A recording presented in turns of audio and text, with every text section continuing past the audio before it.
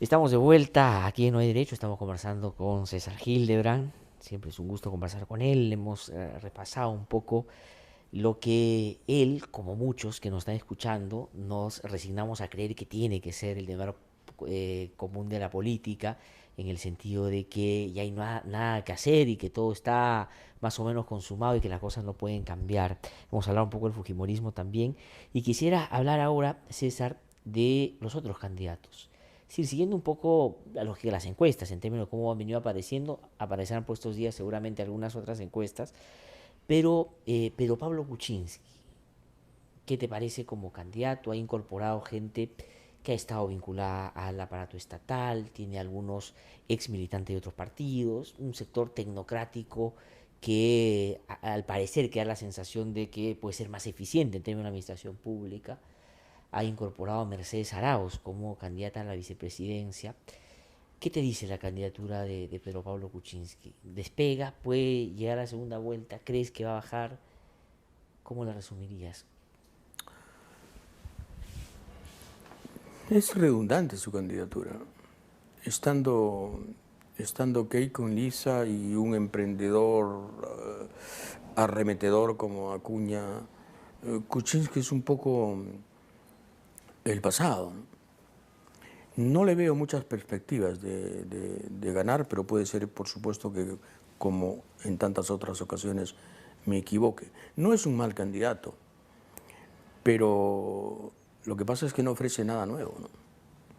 Absolutamente nada nuevo. Es el continuismo pulcro y absoluto en relación a lo que ha estado sucediendo, más allá de sus promesas demagógicas en relación a precios y cosas. Dice que va a subir el sueldo mínimo. Bueno, la gente que lo apoya opina lo contrario, ¿no? La gente empresarial que lo apoya opina lo contrario. Y dice cosas ahí para la tribuna que no son muy creíbles y que no tienen nada que ver con la ortodoxia con que siempre ha manejado los asuntos económicos. Lo que me parece es que es una candidatura redundante y, y sin mayor fuerza. Es la tecnocracia que reclama lo suyo, pero si la tecnocracia no está envuelta en un... O sea, no viste un ropaje político, no sirve mucho, ¿no? O No sea, es la sirve mucho. tecnocracia que quiere hacer política sin saber a dónde se mete, sin saber cómo hacerlo, Sí, digamos. sí, hay algo de eso, ¿no? Hay algo de eso de prescindamos de los políticos profesionales, aquí me tienen a mí, que sé hacer las cosas de modo directo. Al final trabajé para ellos y ahora quiero hacerlo yo solo, pero no resulta muy creíble, ¿no? Kuczynski además tiene el serio problema de la edad. Da una imagen constante de fatiga y de desvinculación con, con la modernidad, ¿no? Tiene un discurso bastante viejo, Por e- a pesar de que es el que mejor usa las redes sociales, ah, gracias a un buen equipo que tiene. Pero, pero no lo veo como, Ahora, pero por eso alguna gente decía, no lo veo como un mal candidato ya, de y acuerdo, no le veo, sin embargo, mucho futuro. ajá. Y alguna gente decía, antes de que presentara su plancha, justamente por este elemento que tú has mencionado de la edad, que habría que ver quién va a ir con él como vicepresidente o segundo vicepresidente, porque digamos, eso le podría dar a un sector que tiene algún nivel de preocupación por esto, alguna certeza si conviene o no votar por él. Mercedes Arauz, ¿te parece que ha sido una buena incorporación para él en términos de este diálogo tecnocrático político para llegar a otros sectores? No, no me parece un personaje irrelevante, ¿no? ¿A quién le ha ganado Mercedes Arauz como para decir? Además, otra cosa, ¿no? Que van a votar por un difunto potencial, un difunto inminente. ¿Cómo es eso? O sea, ¿votas pensando en el vicepresidente porque el presidente se va a morir? ¿Qué tipo de votante funerario es ese? ¿No? ¿Dónde está? Merino. El señor Merino votará así, pero yo no pienso que la gente vote pensando, como este se va a morir, vamos a examinar al vicepresidente que lo reemplace. ¿No? Me parece francamente Sí. Claro, pero, o sea, digno de unos claveles blancos. claro, pero eso salió en el debate por la edad, ¿no es cierto? Sí, Digamos, sus opositores quisieron un poco deslegitimarlo así y había la expectativa de ver. Pero hay otro elemento que tiene que ver con lo que él puede muy fácilmente significar o mostrar, que es, digamos, el lado de la inversión. Es un lobista profesional, ha trabajado fuera del Estado mucho tiempo para empresas internacionales y en el Estado ha promovido la inversión. Pero tiene, y por eso insisto en la pregunta con Mercedes Arauz, ¿por qué hay un elemento sin responder que es muy importante y grave, que es el caso de Bagua también, ¿no es cierto? Que es un tema que aparece ahí, que ha aparecido ahora que la han nombrado a ella. ¿A ti te parece? pero Ese es un a asunto mí me que le parece que complica. Arauz tiene mucha menos responsabilidad que Mercedes Cabanilla, ¿no? Y que Alan García en el asunto Bagua, francamente, ¿no? O sea, yo no le atribuyo a Mercedes Arauz en este caso una enorme responsabilidad. Lo que me parece es que es un personaje irrelevante. Simplemente es una funcionaria más en busca de figuración. Me parece un desacierto por parte. Si yo hubiese sido Kuczynski, habría puesto 1000 veces a Cecilia Blume, mucho más transparente y combativa y enérgica en sus puntos de vista, ¿no? Y en sus tareas que la hacen tan afín a Kuczynski, porque ella también es lobista. No, y ha trabajado con él, Y digamos, muchísimo, ¿no? buena parte fuera y dentro del Pero Estado, ¿no? digamos, habría ahí una especie de binomio de lobismo. De El acuerdo. problema de Kuczynski es que dice que él garantiza la inversión. El problema es que la inversión no va a venir en los flujos que ha venido viniendo. Simplemente es imposible, imposible porque el descenso de los precios de los minerales hace menos atractiva la inversión, Ajá, por ejemplo, minera. sí. La crisis mundial, que dicho sea de paso, Soros ayer vaticina como una crisis casi parecida al año 2008 por el asunto Exacto. chino, es una crisis que nos está golpeando y que nos va a golpear. Entonces, la inversión no depende de un gringo mixto como Kuczynski que desde los Andes diga, estamos aquí con los brazos abiertos, esperando. Ni lo mirarán.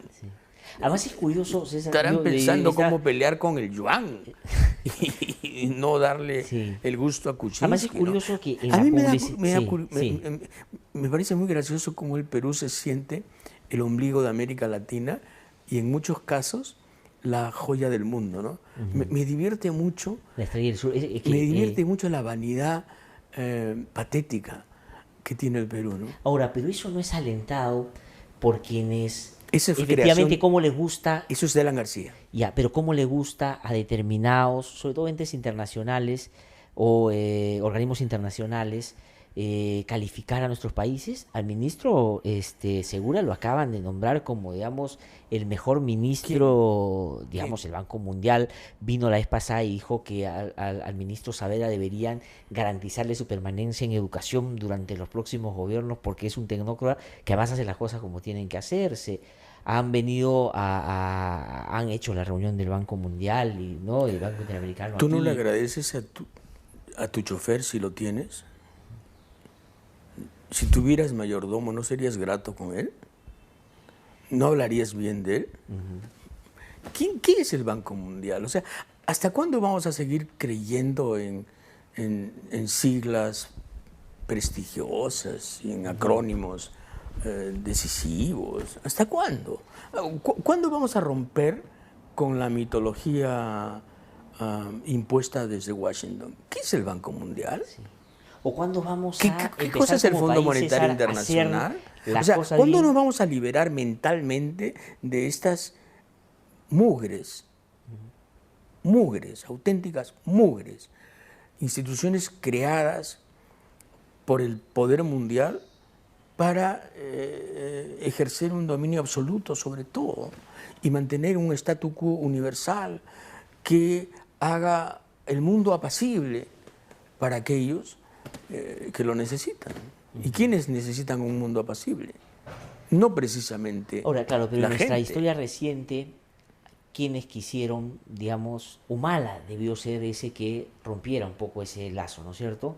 Porque tenía una crítica previa a ser presidente, muy dura también contra el Banco Mundial y sus Tienes toda la estándares, razón, ¿no es Humala cierto? debió ser, García en su momento, en el 85 al pero 90, Humala hubiera necesitado un milagro. Humala hubiera necesitado que Andrés Avelino Cáceres resucitara y le hiciera una transfusión de sangre. ¿No? sí, pues el Y problema es entonces que, el problema de Humala ha sido el carácter. Es un hombre débil. Humala es nuestro San Paoli, el hombrecito. el hombrecito, Con una el- diferencia, San Paoli gana, mira cómo tiene Humala a Chile la pierde. selección, claro, Humala pierde. sí, pues, Pero eso te revela qué importante es el carácter, ¿no? Qué importante es el carácter. Qué importante fue Cáceres en la resistencia, ¿no? 3 años sí. resistiendo. 3 años resistiendo. Después de ser herido gravemente en San Juan y Miraflores, se va a reivindicar al Perú. Y es el hombre que nos permite decir que fuimos difícilmente derrotados. Sí, pues. Porque la guerra se prolonga 3 años por él. Claro, lo que ha pasado con Humala ha sido Pero totalmente claro, lo contrario, necesita más ser bien, ¿no? Cáceres, ¿no? Claro, por eso. Ollantumala, que digamos, su origen político, él y sobre todo de su hermano, que le hizo, digamos, toda Claro, la y hablo de campaña Cáceres previa. porque Cáceres es el retrato con el que sale, Exactamente, el con el que sale endocacerismo. Humala, ¿no? No estoy Exactamente. hablando de Cáceres. No, no, no, sino- exactamente. Exa- Pero al contrario, digamos, ni un mínimo de resistencia, sino más bien de entrega sin mucha insistencia del otro lado, ¿no es cierto?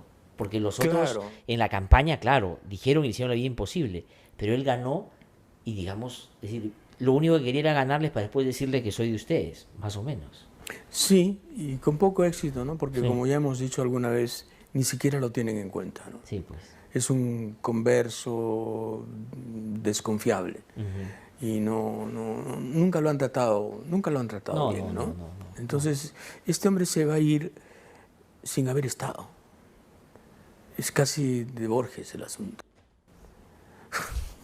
César, y César Acuña, Madre ¿qué te mía, parece? madre mía. Para decirlo de la manera más prudente,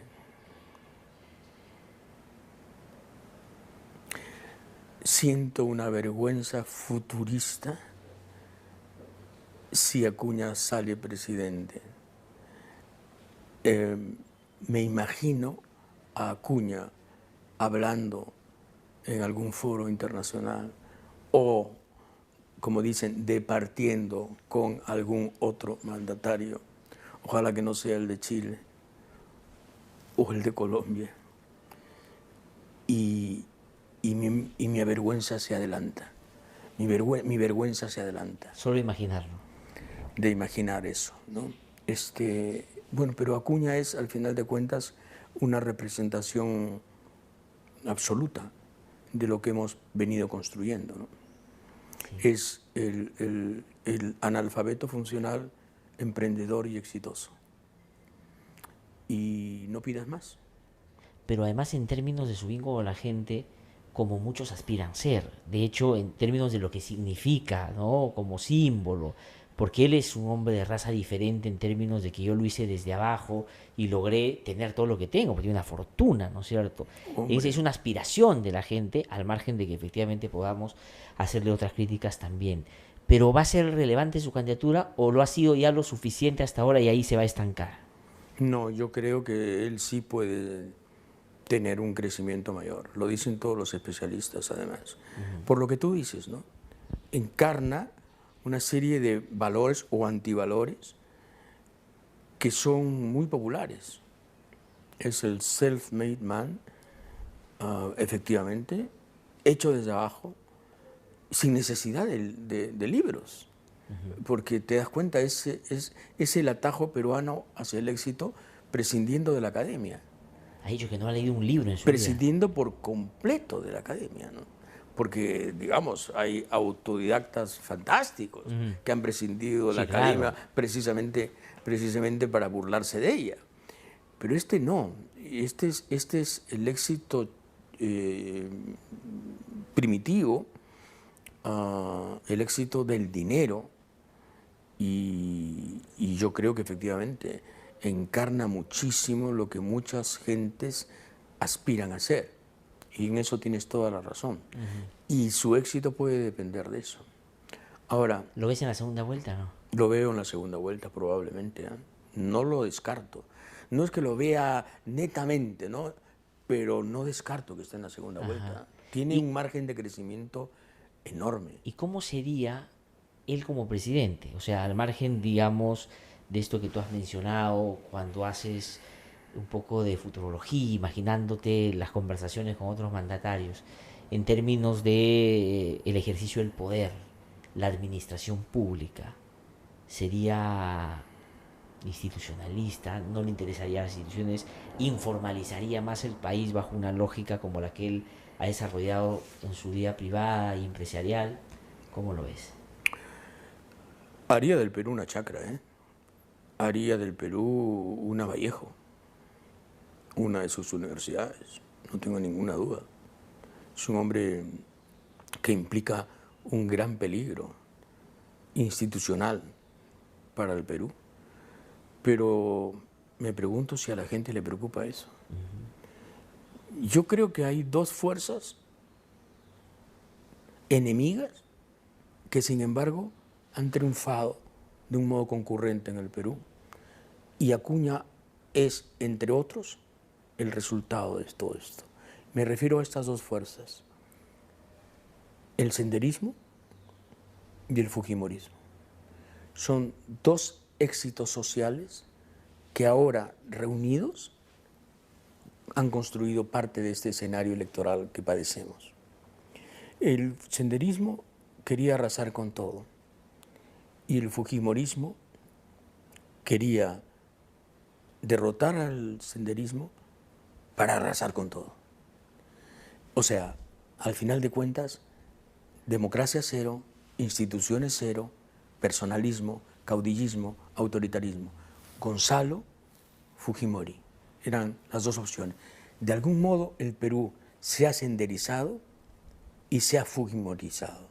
Senderizado y fujimorizado a la vez. Y de ahí el hecho de la debilidad de nuestros partidos, la agonía de nuestras instituciones y lo que más me importa, ¿no?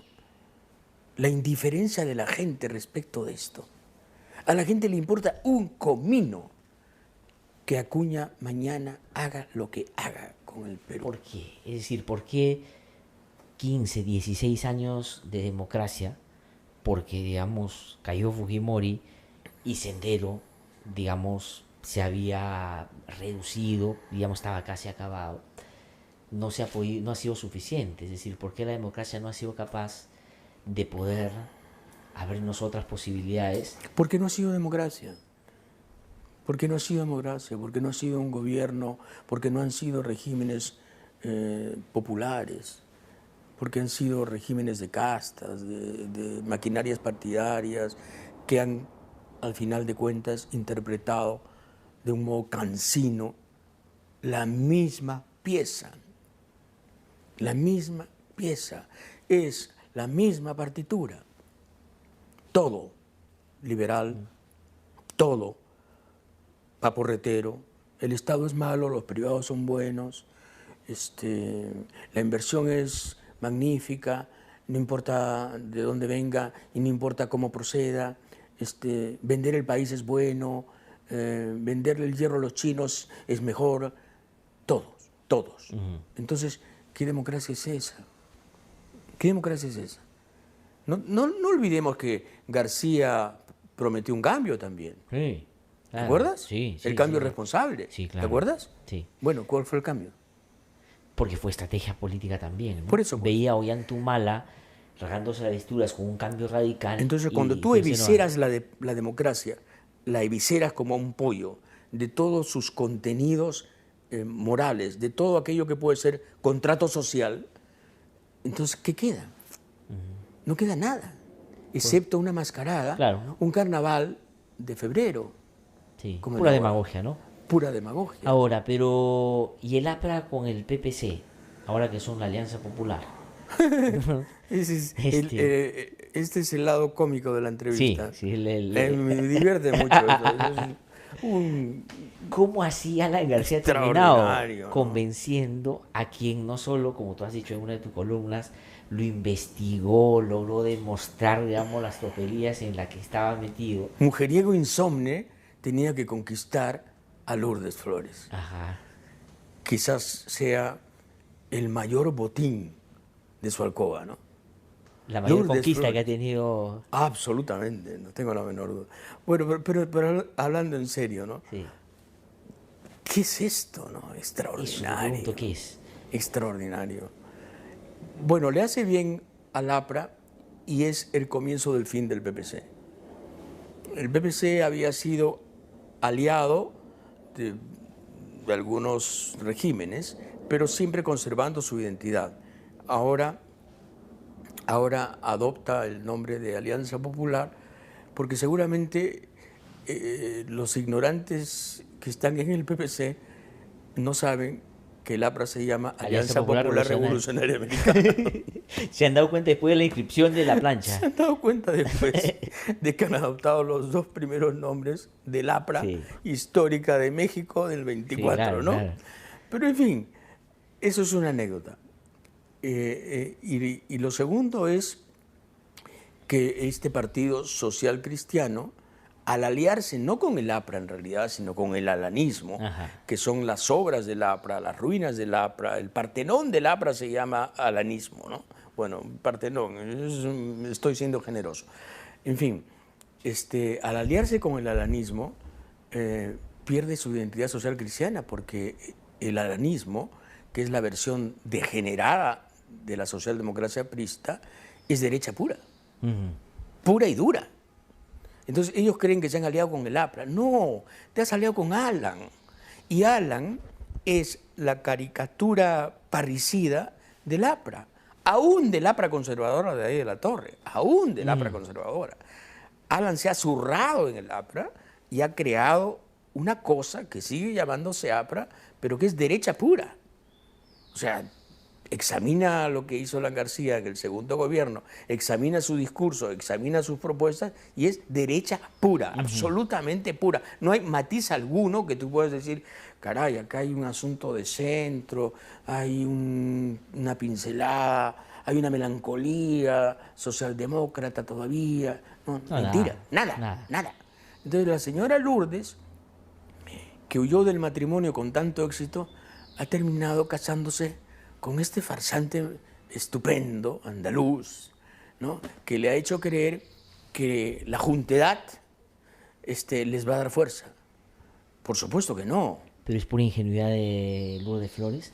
Porque García creo que se casa con Lourdes y tampoco con el PPC tanto, ¿no? Es O sea, la agonía del PPC, ¿no? Ajá. No es ingenuidad de Lourdes, sino que Lourdes, probablemente harta de Castro y los suyos, y de todos los líos y las luchas estas menudas, tomó la decisión casi suicida de aliarse con el adversario. Me parece un gesto de inmolación casi. Porque además no solo es parte de la alianza, sino es candidata a su primera vicepresidencia, lo que le da un protagonismo mayor en defender la alianza. Yo nunca he visto a Lourdes Flores, la vez pasada en la televisión, quedarse sin argumento, porque suele ser muy elocuente, muy convincente cuando habla, ¿no? Sí. Pero cuando le preguntaron por estas cosas, la verdad yo dije, esta no es Lourdes Flores que yo he visto antes, ¿no? Yo he conversado con ella algunas veces, pero las respuestas que daba eran en realidad, y le hacían preguntas de sentido común. ¿Cómo va a contener a García en sus arranques de tal o cual cosa? Y digamos, decía cualquier cosa, ¿no? Claro. Pero va a subir esa Además, alianza. ¿cómo se ha aliado usted con alguien a quien usted llamó ladrón? Exacto. Con su firma en el Congreso. No, pero además a quien acusó de haber hecho un fraude para ganar y sacarla de las elecciones el año 2006. Sí, pero eso es Claro, digamos, pecata ya. minuta para García. Eso ni, no, verdad. sí, ¿no? Pero a la que el propio García le dijo la cadete de los ricos y la liquidó políticamente en la campaña en la que Claro, estuvo. Es decir, eso es, pero va a funcionar. Entonces alguien puede decir, el discurso del rencor tiene límites, señores. El discurso del rencor tiene límites. Hay que superar los odios y hay que ir a la unión de todos los peruanos, porque la emergencia económica así lo exige. Ya, pero entonces tú dirás, ok, muy bien, qué grandeza de propósitos, ¿no? ¿Cuál es el programa que están planteando para la emergencia nacional? Y te dicen, más de lo mismo. Entonces Ahora, ¿cuál es el cuento? juntarse el aranismo, digamos, presentado como el APRA, como tú has dicho, pero el aranismo, con el PPC, presentado como partido, cuando en realidad no lo es tanto, más allá de, digamos, de la nominación, no es en un escenario donde Keiko va primero, una contención institucional para ese mal que puede ser mayor. Es decir, no podría más avanzada la campaña de decir los únicos que pueden detener el autoritarismo somos dos partidos que ya hemos combatido al fujimorismo en algún momento. ¿Y cuándo? Parece que No, digo, partimos de pasados diferentes. Alan construyó al Fujimorismo. no, de acuerdo, no, pero, Alan construyó a Fujimori.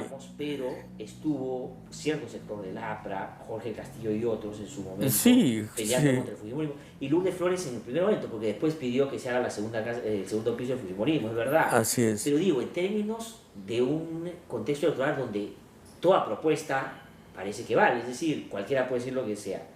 Ya Lourdes deslizó el otro día que ellos institucionalmente pueden ser mitigar o evitar el autoritarismo. Está hablando de Keiko, ¿no es cierto? No creo que hable de Acuña o hable de Kuczynski necesariamente. Podrían, digamos, planteando ese discurso ganar un mayor espacio, no lo ves tú sin posibilidades, solo pasando la valla. O sea, combatir el autoritarismo con el mismo programa. El problema es que el programa per se implica un ejercicio autoritario del Estado, de los poderes del Estado. ¿Cómo haces para seguir imponiendo un liberalismo a ultranza? Con fuerza, con poder. Y ya lo demostró García en Bagua.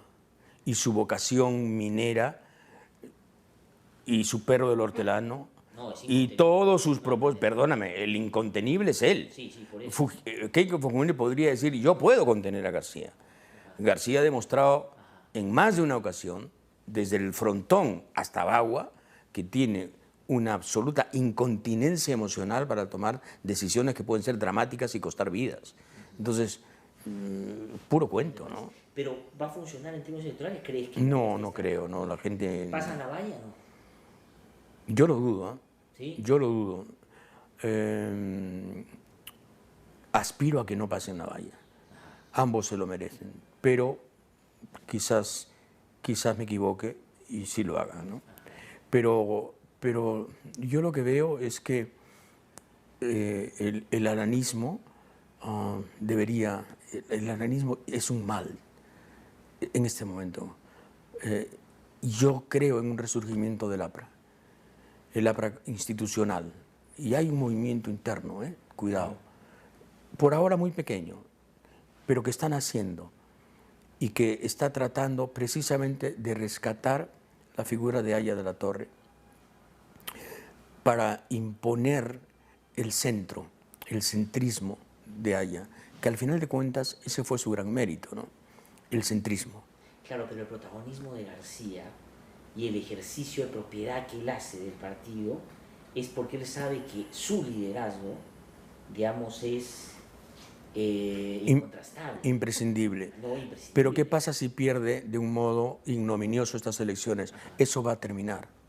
¿Y tú crees que puede surgir otro líder? Y creo que puede surgir una generación. ¿Tienes alguna idea de quién puede ser? No, Nombre, no. tengo la idea de que puede surgir una generación de donde pueda surgir probablemente un heredero, digamos, de lo que fue el APRA, ¿no?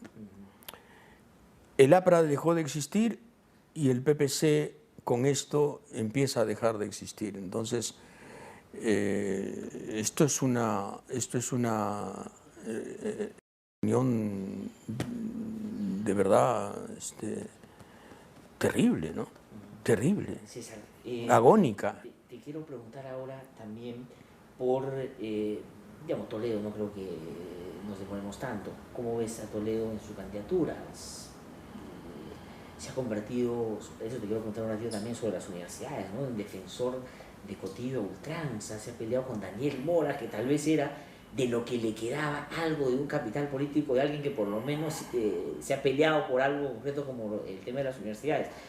Pero Toledo, digamos, ya ha estado por estos días en la agonía, elucubrando y diciendo cosas inimaginables para alguien que ha gobernado el país, cosas muy demagógicas, ¿no? Pero ¿cómo lo ves a Toledo? ¿Ya acaba políticamente aquí? Sí, no hay dudas de eso, ¿no? Sobre eso sí, no tiene ninguna posibilidad de crecer, de prosperar en las encuestas, y creo que es el final de un capítulo y de un ensayo personal que también tuvo el disfraz de un partido, se dio el disfraz de un partido. Si te pones a pensar, la política peruana es eso, ¿no? Un baile de disfraces. Sí, es una simulación. Entonces Perú posible no existe, existe Toledo. Y Toledo va a morir políticamente esta vez y se acabó. Es el 57º, por decir algo, partido caudillista y personal que se extingue, ¿no? No le veo ninguna posibilidad. Y la izquierda, representada, digamos, por lo menos más explícitamente por el Frente Amplio y Verónica Mendoza. ¿Qué te ha parecido hasta o qué te parece hasta ahora su despliegue en términos políticos, su discurso, el cómo está enfrentando una campaña que me imagino ella debió por lo menos tener una idea, iba a ser pues muy difícil y compleja, ¿no? ¿Cómo la ves? Pedro Franque está contribuyendo a crear un programa alternativo, de economía alternativa, que es interesante. Pero digamos, es un programa complicado, difícil de hacer, mucho más difícil de proponer, un programa poco cautivador porque implica muchos cambios y requeriría un gran candidato, una gran candidata, que no es Verónica Mendoza. Entonces hay mucho mensaje para una candidatura muy delgada que no puede transmitir justamente la complejidad de la propuesta. Yo lo veo así. El programa es muy bueno y la candidata muy reduccionista. César, tengo que hacer un corte un ratito y regresamos para unos últimos temas sobre los cuales quiero consultarte, por favor, rápidamente.